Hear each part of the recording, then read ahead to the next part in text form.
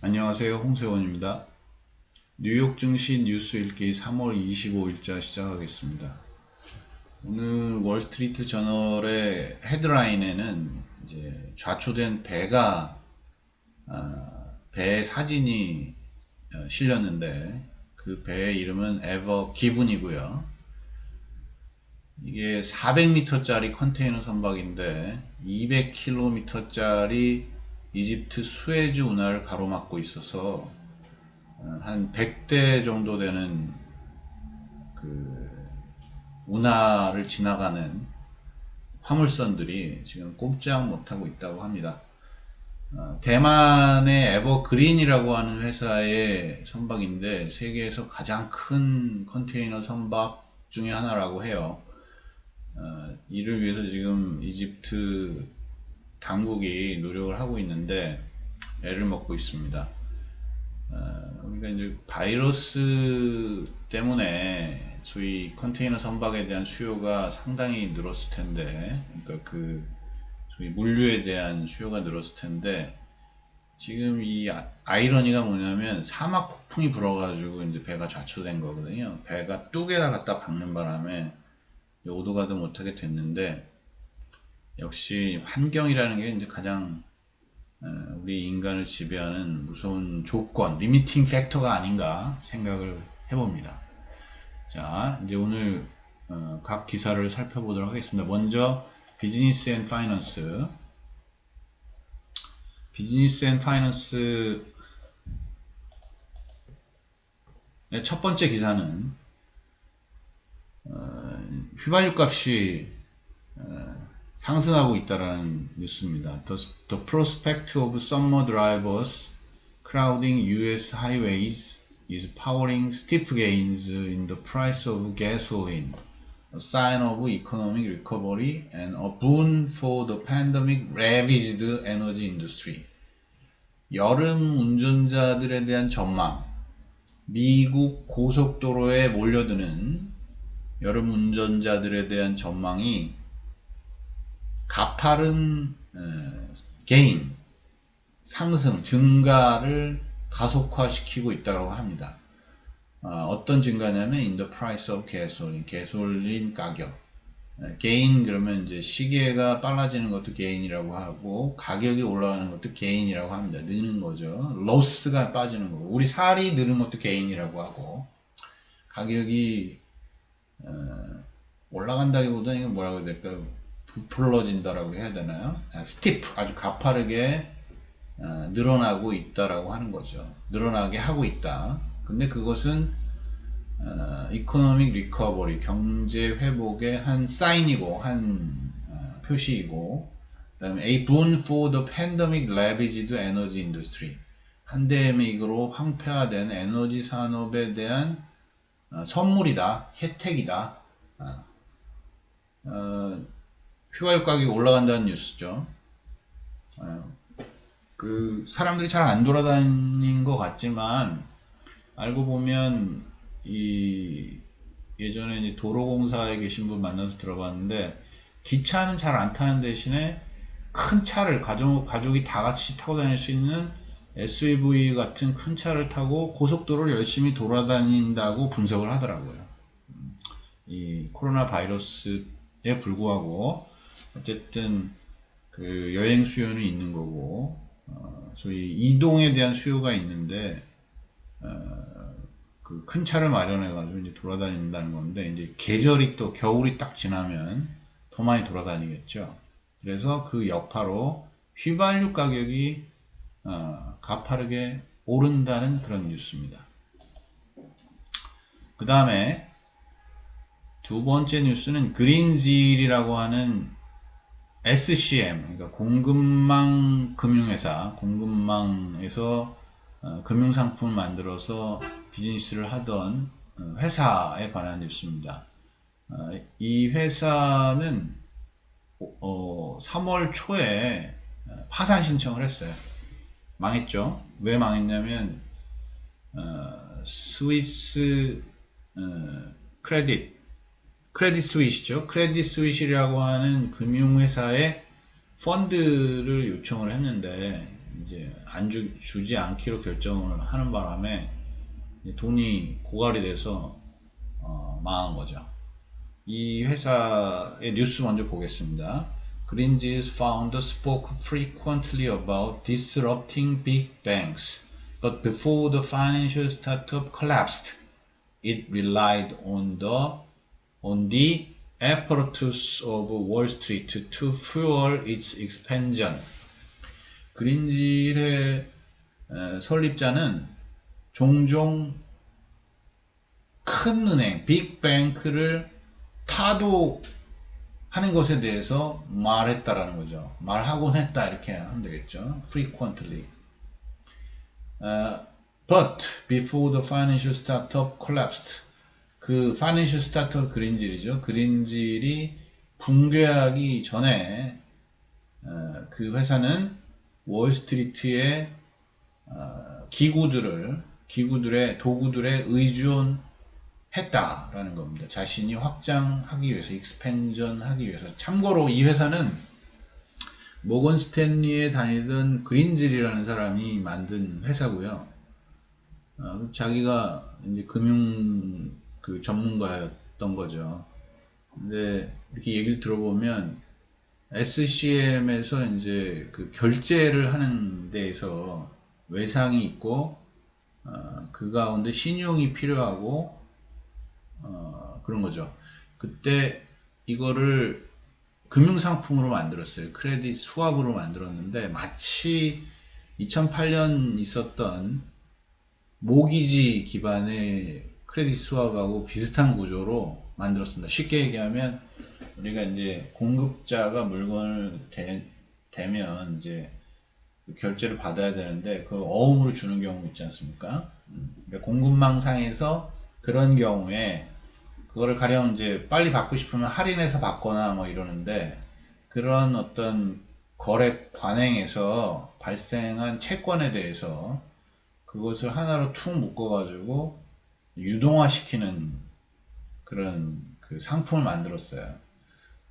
이제 했는데 이게 그 모기지 때도 마찬가지지만 이 상품을 만든 이제 하나의 모델인데 기본 가정이 깨지면서 선순환이 일어나지 않았고 그러다 보니까 이제 무너지기 시작한 거죠. 이 무너지기 시작한 게 이제 돈이 더 필요한데 돈을 대주지 않은 거죠. 이 사람이 그 모건 스탠리와 같은 세계적인 금융회사 출신이기 때문에 굉장히 많은 그 월스트리트에 있는 금융기관들을 활용했습니다. 인베스트먼트 뱅커도 이용했고, 그 다음에 신용평가 회사도 좋게 보게 만들어줬고, 그러나 실제로 같이 작업을 한 그 금융회사의 직원들은 이제 수근수근 됐었죠. 여기 좀 수상한데 막 이러면서 의심을 많이 했는데 특히 이제 시티그룹이 그걸 이제 주관사로 했었는데 시티그룹의 직원들이 이게 좀 문제가 있다라고 했죠. 근데 이제 제가 봤을 때 그중에 가장 큰 문제가 빅뱅크를 타도하겠다라는 캐치프레이즈를 걸고 이 비즈니스를 했다라는 거죠. 근데도 그 빅뱅크들의 돈을 갖다가 이제 사업을 시작할 수 있다라는 건 참 대단하다는 생각이 듭니다. 적어도 자기 마인드는 좀 올바로 세우거나 아니면 감추고 이제 비즈니스를 했어야 되는데 종종 그렇게 말하곤 했답니다. 그래서 어쨌든 크레딧 스위스 그룹이라는 돈을 대기로 한 회사가 돈을 대지 않는 바람에 망하게 됐어요. 그 뉴스입니다. 그 다음에 세 번째 뉴스는 계속해서 그 파웰과 옐런에 관한 뉴스인데 Fed Chief Powell in joint testimony with Treasurer Yellen before a Senate panel indicated that he isn't concerned about the recent rise in long-term bond yields. 어제는 이제 그 파월과 옐런이 인플레가 발생하지 않을 것 같다라고 이제 이렇게 언론에다 얘기를 했는데 오늘은 상원위원회에 나가서 공화당 위원이 뭘 물어봤는데, 그게 뭐냐면, 최근에 이제 장기 채권의 이일드가 가파르게 오르고 있는데, 그것에 대해서 어떻게 생각하냐라고 물어보니까, 자기는 concern하지 않는다라고 대답을 했대요. 신경 쓰지 않는다. is not concerned. He isn't concerned. 그죠? 이게 이제 yield라는 컨셉에 대해서 잠깐 설명을 하면, 채권의 가치죠. 채권의 가치인데, 채권에는 쿠폰이라고 그래서 채권을 발행한 주체가 연에 한 번 혹은 두 번 이제 지불하는 그 이자가 있는데, 그 이자를 받는 건 정해져 있겠죠. 왜냐면 거기에 써 있으니까. 그리고 채권의 가격도 액면가가 있겠죠. 그러나 이제 실질적으로 시장에서는 그 액면가가 아닌 시장가로 거래가 됩니다. 그래서 이 채권이 가치가 있다고 생각하면 많은 사람들이 사고, 가치가 없다고 생각하면 팔려고 하겠죠. 근데 지금 여기 보면 일드라는 건 뭐냐면 바로 쿠폰 대비 시장가예요. 채권의 시장가. 그래서 일드가 오른다는 거는 채권의 가치, 시장 가치가 떨어지고 있다는 얘기입니다. 그것도 폭이 크게 오른다는 거는 이제 채권 가격이 떨어지고 있다는 얘기입니다. 그걸 일드라고 해요. 일드는 이제 이쪽 그 독일어 계통에서 나온 말인데, 이제 뭘 요청했을 때 받는 거, 그 다음에 월급 받는 거, 뭐 이런 게 일드입니다. 우리 생산 공장에서도 일드라는 표현을 쓰죠. 그 일드가 좋다, 뭐 이렇게 얘기를 하는데, 그 받는 거, 선물 받는 거 이런 게 이제 일드인데, 이제 본드의 일드라 그러면 본드의 그 값어치를 얘기하는 겁니다. 시장에서 샀는데 액면가보다 높냐 낮냐, 뭐 이런 거 따지는 거죠. 근데 지금 이제 이게 뭐가 문제가 되냐면 채권의 가치가 떨어진다는 것은 다른 그 증권의 가치가 올라갔기 때문에, 혹은 다른 증권이나 아니면 다른 자산의 가치가 올라갔기 때문에 이게 그 채권이 그만큼 안정적인 상품임에도 불구하고 여기에 투자하는 사람이 줄어들었다는 얘기죠. 그러니까 지금 이 그 소위 돈과 관련된 두 사람한테 이런 질문을 하는 건 이자율을 어떻게 할 거냐라는 그런 질문하고 일맥상통하는 겁니다. 그러니까 이자율을 안 올리겠다, 뭐 이런 얘기를 하는 거죠. 그 다음에 네 번째, Major US stock indexes ended lower. 어제랑 똑같네요. 또 내려갔습니다. With the Nasdaq and S&P 500 losing 2% and 0.5% respectively. The Dow slipped 3.09 points. 미국의 그 주요 주식 지수가 아래로 내려가면서 마감을 했습니다. 나스닥과 S&P는 losing 2%, 그러니까 2%하고 0.5% 하락했답니다. respectively는 각각이라는 거죠. 우리가 이제 앞에 여러 개 쓰고 그 다음에 수치 나올 때 respectively라고 하는데, 이게 이제 각각으로 번역이 되지만 뜻은 respective 한다는 거죠. 그러니까 이게 퉁 쳐가지고 한꺼번에 얘기하는 게 아니라 각각을 존경하는 마음으로 다 언급을 해주는 거예요. 그래서 respectively라고 합니다. 우리말로는 그냥 각각이라고 하는 거죠. 그 다음에 우리가 퍼센트를 볼 때 우리가 유의할 점은 퍼센트하고 퍼센트 포인트가 있습니다. 퍼센트 하면은 이제 백분율이죠. 백분율. 뭐 어떤 변동을 나타낼 때 퍼센트를 비중을 나타낼 때 이제 퍼센트라고 하는데, 그냥 그 절대값, 절대 그 원래 그 지표의 값, 그건 포인트라고 하죠. 근데 퍼센트 포인트라고 하는 것이 있는데, 그것은 퍼센트가 어제하고 오늘하고 달라졌을 때 그 차이를 얘기할 때는 반드시 뒤에다 포인트를 써주셔야 됩니다. 그렇지 않으면 그게 이제 그 계산이 달라지는 거죠. 어제에 비해서 몇 퍼센트가 변했다 라는 건 그 퍼센트 간의 또 퍼센트니까, 그래서 그냥 빼기로 쓸 때는, 이게 백분율에 빼기로 쓸 때는 뒤에다 포인트라는 것을 다시 써주는 거죠. 그러니까 원래 포인트라는 게 원래 그 수치의 액면 그대로인 거죠. 비중이 아니라 원래 절대값. 그래서 포인트라는 표현을 씁니다. 자, 사족을 말씀드렸습니다. 그 다음에 다섯 번째는 Xiaomi has emerged as the new Chinese smartphone leader amid the decline in Huawei's business under the weight of US sanctions. 샤오미가 화웨이의 그 쇠락 가운데 새로운 차이니즈의 스마트폰 리더로 부상했다라는 뉴스입니다. 화웨이가 이렇게 된 데는 미국이 제재를 가해서 그렇게 된 게 있죠.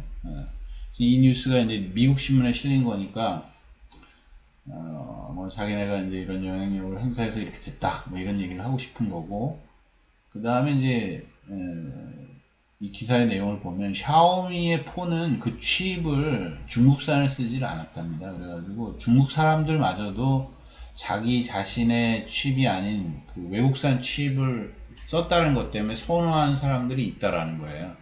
실제로 샤오미가 전 세계 3위로 급부상을 했다라는 이야기를 하고 있습니다. 이제 애플, 그 다음에 삼성, 그 다음에 샤오미 이렇게 제 3위인데 화웨이의 쇠퇴 가 적중했고 샤오미가 올라갔다. 그러니까 얘네들 좀 두고 보겠다. 뭐 이런 뉘앙스가 있는 것 같아요. 어쨌든 샤오미 폰, 제 주변에도 샤오미 폰을 일찌감치 쓰시는 분이 있는데 성능 좋고 가격 싸고 가성비가 좋다라고 말씀을 하시더라고요. 다음 뉴스 여섯 번째, 페이스북의 주커버그가 이제 청문회에 나와서 증언을 했는데 그 내용이 아주 흥미로운 내용입니다. Facebook's Zuckerberg in written testimony ahead of a House hearing said Congress should consider forcing digital platforms to earn the legal immunity they enjoy hosting third-party content. 아주 영리하네요. immunity라는 건 이제 면역성이라는 건데 법적인 면역성을 얻도록 해야 된다는, 강제화 시켜야 된다는 거죠. 이게 무슨 뜻이냐면 이제 사용자들이 디지털 플랫폼에다가 콘텐츠를 막 올리는데 그거를 자기네가 검열을, 그러니까 소위 검열이라고 그러면 이제 당국은 아닌데 어쨌든 자기네가 이 관리를 할 수 있어야 된다는 거. 쉽게 얘기하면 게시판에 사람들이 막 쓰는데 원래 게시판이 오픈, 그러니까 공개형이면 그걸 건드리지 말아야 되죠. 근데 관리자가 막 삭제하는 경우 있잖아요. 지금 그걸 얘기하는 거예요. 관리자가 마음대로 삭제할 수 있게 하는 거.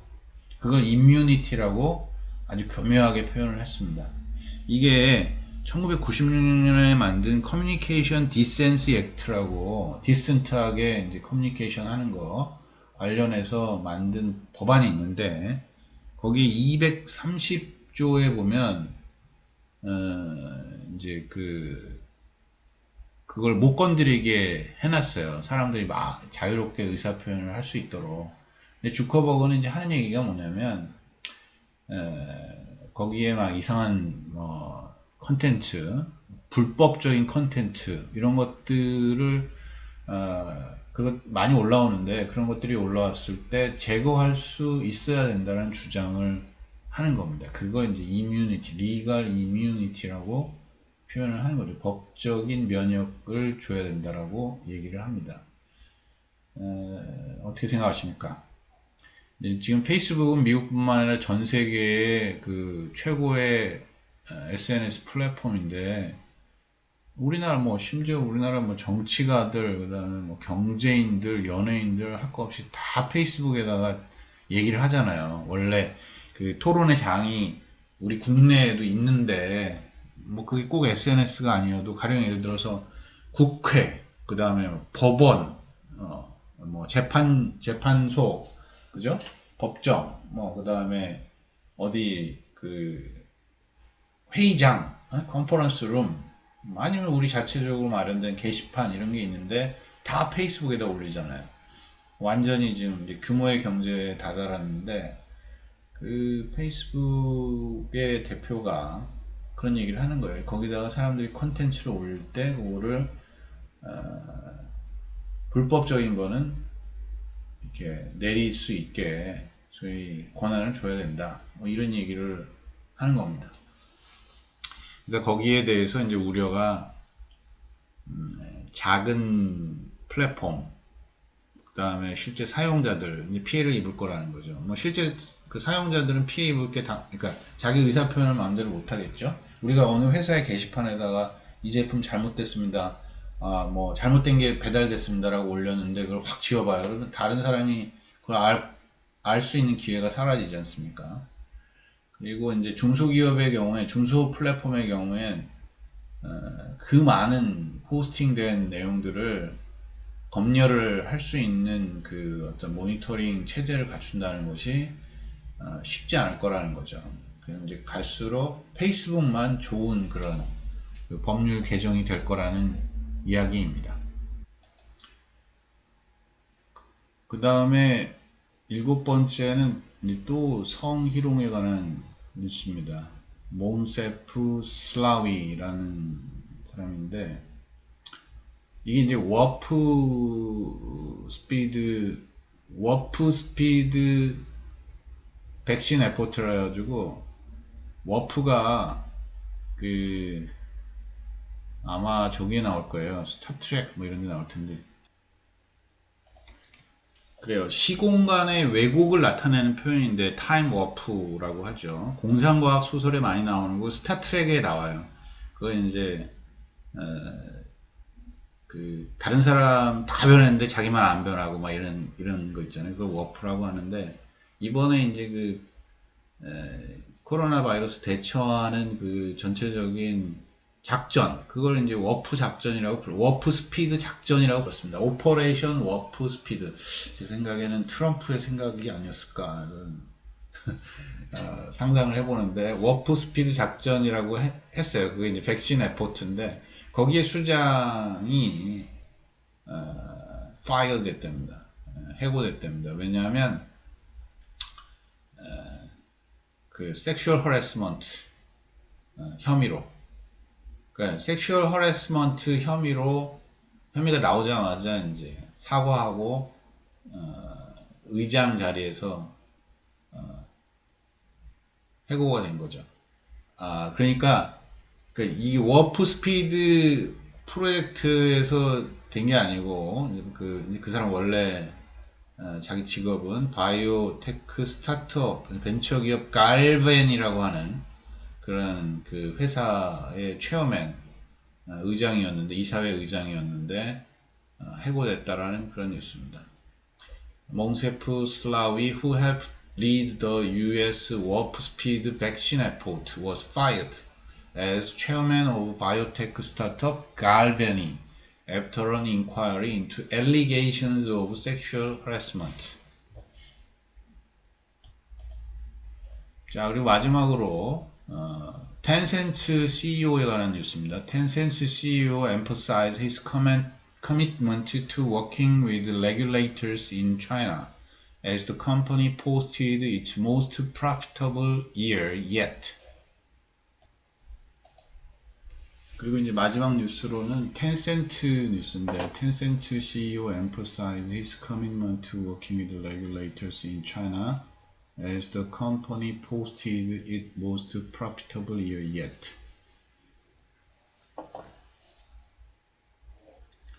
텐센트 CEO 미스터 마인데 포니 마라는 그 CEO가 강조하기를 중국의 규제 당국과 일하는 것에 커밋먼트를 강조했다. 커밋먼트 실행한다라는 거죠. 몰입한다라는 거. 커미트. 거기에 열심히 한다라는 겁니다. 그러니까 규제 당국의 말을 잘 듣겠다라는 거죠. 이게 이제 맥락이 그 마윈, 소위 그 알리바바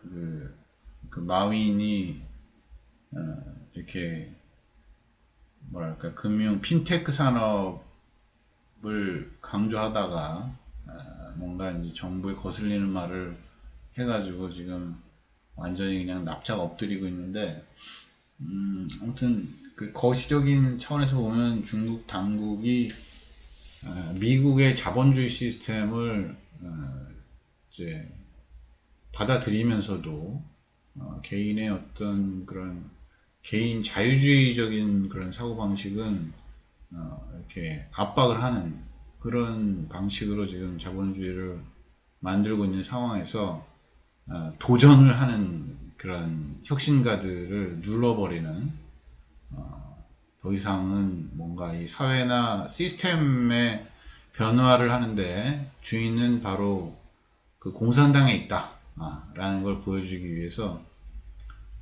이 혁신적인 기업들이 자유로운 비즈니스 활동을 하는 걸 못하게 하고 있습니다. 소위 이제 엔타이트러스트, 미국과 똑같이 이제 공정거래 관련된 그런 그 기준으로 이 규제를 하고 있는데, 레귤레이션을 하고 있는데, 그런 상황에서 텐센트는 우리는 잘 따르겠다, 뭐 그런 거죠. 지금 이제 보면 그 마윈 거는 알리페이라는 게 있고, 그다음에 여기는 이제 위챗페이라고 그러죠. 중국인이 제일 많이 사용한다는 메신저 위챗에서 쓸 수 있는 위챗페이. 우리나라에도 위챗페이 쓰죠. 상점에 중국인 여행객을 위한 그 결제 시스템으로 위챗페이라는 게 있는데, 그런 그 소위 그런 수익들이 어마어마하거든요. 그런 수익들, 그 다음에 이제 게임, 텐센트가 이제 유명한 게 게임이, 온라인 게임이 되게 유명하죠. 저 같은 경우에도 원래 액티비전이라는 미국 회사에서 만든 게임을 이제 텐센트가 인수했는데, 거기서 나온 게임 하나를 이제 하고 있습니다만은, 텐센트가 게임, 온라인 게임 통해서 이제 그 아이템 판매 수익, 그리고 광고 수익 이런 걸 많이 얻고 있죠. 광고 수익이 20%나 올랐다고 그러더라고요. 작년에 비해서. 이 지금 여기서 most profitable year라고 했는데 그게 얼마냐면 231조 원입니다. 231조 원. 어마어마하죠. 우리나라가 500조 좀 넘는 게 우리나라 1년 예산인데 231조 원의 수익을, 레버뉴를 발생시켰다고 합니다. 중국이라는 나라, 미국이란 나라, 이제 그 두 나라의 싸움이 이제 앞으로 어떻게 전개될 것인가 살펴보는 입장에서 중국에 있는 그 대기업이, 벤처 대기업이 이렇게 그냥 고개를 딱 숙이고 복종하는 모습을 보는 걸 우리가 지금 읽고 있습니다. 자, 오늘의 비즈니스 앤 파이낸스 뉴스는 여기까지 하도록 하겠습니다. 수고하셨습니다.